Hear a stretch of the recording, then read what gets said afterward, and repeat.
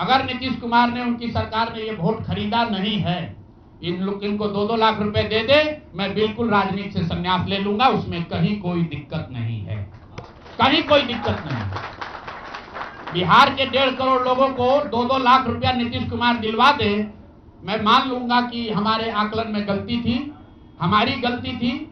और हमारे आकलन की बात छोड़िए, अगर बिहार से बेरोजगारी दूर हो जाए, पलायन बंद हो जाए, 1.5 करोड़ परिवार, टोटल 2.5 करोड़ परिवार में अगर 1.5 करोड़ परिवार की गरीबी दूर हो जाए, तो प्रशांत किशोर को विधायक बनने की, राजनीति करने की कोई जरूरत नहीं है, हम दूसरा काम कर सकते हैं। तो आपका अगर ये सवाल है कि 25 सीट की बात है, बिल्कुल 25 सीट से ज्यादा नीतीश कुमार को ना आना चाहिए था, ना आता। एक ही फैक्टर है, ये पैसा बांटकर जो वोट आपने खरीदा है, खरीदने का आप पर इल्जाम है। तो इसको आप इतने 20 साल से आप मुख्यमंत्री हैं, तो आप इस इल्जाम को धो दीजिए। अगले 6 महीने में 1.5 करोड़ लोगों को, 1.5 करोड़ परिवार को स्वरोजगार की व्यवस्था कर दीजिए। और अगर नहीं कीजिएगा तो हम लोग यहीं पर हैं। मैं आपके सामने एक नंबर जारी कर रहा हूं, मेरा अपना व्यक्तिगत ऑफिस का 91-216 जितने लोग हैं, जिनको भी 10,000 रुपया का बयाना नीतीश कुमार सरकार ने, अधिकारियों ने, जीविका की दीदियों के माध्यम से दिया है, इस आश्वासन के साथ कि अगर आप नीतीश कुमार को, एनडीए को वोट देंगे तो आपको 2 लाख रुपया 6 महीना में मिलेगा। तो मेरे भाई, अब समय चालू हो गया, आप आ गए हैं सत्ता में और हम लोग आराम से बैठे हुए हैं बिहार में। हर वो महिला, हर वो परिवार जिसको 2 लाख रुपया नहीं मिलता है, आप प्रशांत किशोर से संपर्क कीजिए, आप जनसुराज से संपर्क कीजिए। अब सलाह का समय खत्म हुआ, अब संघर्ष का समय शुरू होगा। हमने 3.5 साल लोगों को सलाह दिया है, हमने 3.5 साल लोगों को जाकर घर घर हाथ जोड़ा है, कभी वोट नहीं मांगा। लोगों को यही कहा कि अपने बच्चों के लिए वोट दो, अच्छे लोगों को जिताओ। लोगों ने अपने हिसाब से अच्छे लोगों को जिताया है। जिन मुद्दों पर जिताया है उसका मैं स्वागत करता हूं कि स्वरोजगार ही सबसे ज्यादा जरूरी है। उसका वादा एनडीए की सरकार ने किया है, नीतीश कुमार ने किया है, और 10-10 हजार रुपया बानगी के तौर पर, एडवांस के तौर पर उन महिलाओं को दिया है। तो अब अगले 6 महीना में उन सभी महिलाओं को, उन सभी परिवारों को नीतीश कुमार की सरकार स्वरोजगार का अवसर दे, उनको 2 लाख रुपए की मदद दे, ताकि वो 1.5 करोड़ परिवार के लोग बेरोजगारी से बाहर निकल सके, गरीबी खत्म कर सके और उनके बच्चे गुजरात में, तमिलनाडु में जाकर मजदूरी न करें। और अगर ये नहीं होगा तो हम लोग तो विधानसभा में हैं नहीं, जनता ने जो आदेश दिया है कि गांव-गांव घूमिए और लोगों की मदद कीजिए।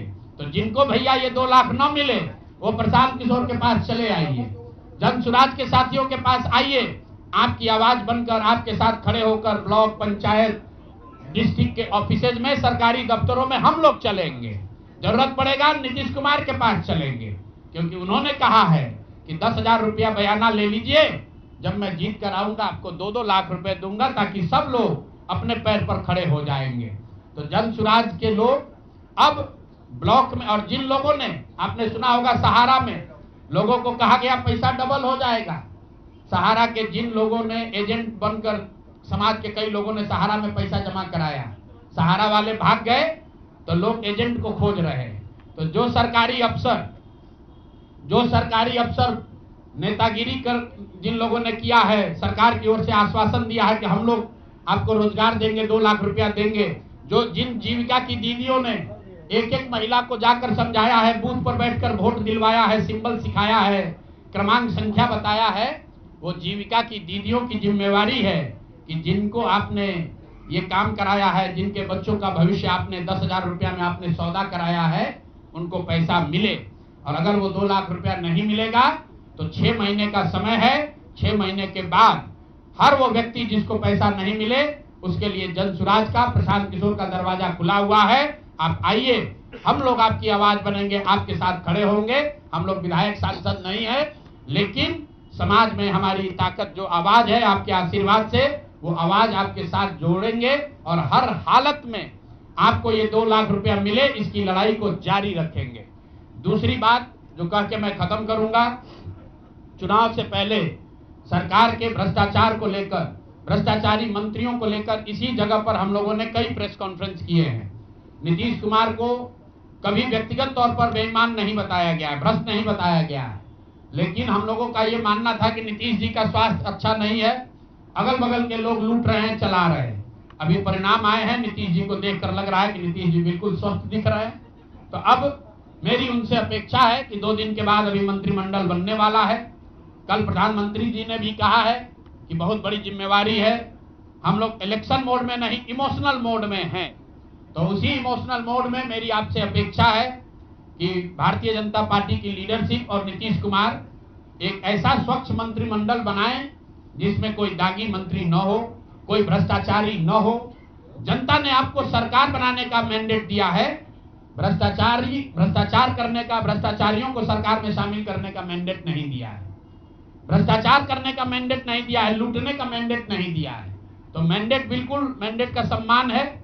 जनता लोकतंत्र है, जनता मालिक है, जनता ने जिनको सत्ता में बैठाया है वो सत्ता में बैठे, लेकिन सत्ता में बैठकर लूटने का मैंडेट जनता ने नहीं दिया है।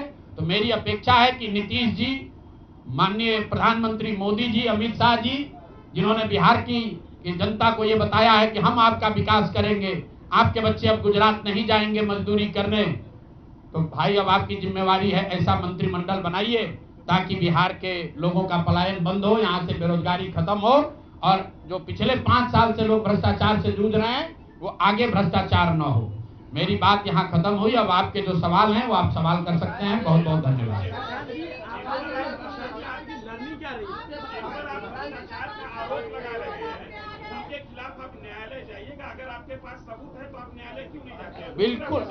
बिल्कुल जो बात हम लोगों ने पहले कही है, जिन नेताओं के बारे में कही है, उसमें कहीं पीछे हटने का सवाल नहीं है। मैंने आपको कहा था कि प्रेस के जरिए उसको बताया गया, ये अपेक्षा की गई कि सरकार में के जो मुखिया हैं उस पर एक्शन लेंगे, उन्होंने एक्शन नहीं लिया। दूसरा, जनता की अदालत में गए, जनता ने भी उन्हीं नेताओं को फिर से जिताकर भेज दिया। कई लोग जिन पर इसी जगह पर मैंने आरोप लगाया है, जिनके आरोपों की बात कही गई है, उनको जनता ने भारी मत से जिताकर भेजा है। तो भाई अब जिम्मेवारी है सरकार के मुखिया के तौर पर नीतीश कुमार जी ये तय करें कि वो लोग सरकार के हिस्सा होंगे कि नहीं होंगे। अगर होते हैं तो निश्चित तौर पर जनता के बीच में भी उनके खिलाफ जाएंगे और जहां जरूरत पड़ेगी कोर्ट में भी जाएंगे। 70,000 के सीएजी के मामले में जो सीएजी ने 70,000 रुपए के अनअकाउंटेड मनी की बात कही है, उस पर ऑलरेडी जन सुराज हाईकोर्ट में रीट हम लोगों ने फाइल किया हुआ है। जहां तक व्यक्तिगत मामले हैं, जिन 4 नेताओं के बारे में बात की गई है, जैसे ही मंत्रिमंडल बनता है और अगर वो लोग फिर से सरकार में शामिल होते हैं, सरकार के हिस्सा बनते हैं, तो हम लोग निश्चित तौर पर न्यायालय का दरवाजा खटखटाएंगे। 10,000 रुपए की बात आपने कही, 10,000 रुपए चुनाव से पहले देने लगे थे लोग। आपने कहा कि 25 से ज्यादा सीटें आएंगी तो चुनाव से पहले ही आपने कहा था कि आप इस्तीफा दे देंगे जी। तो कंडीशन अप्लाई उस समय क्यों नहीं कर दिया? बिल्कुल ठीक बात है कि आपने कहा हम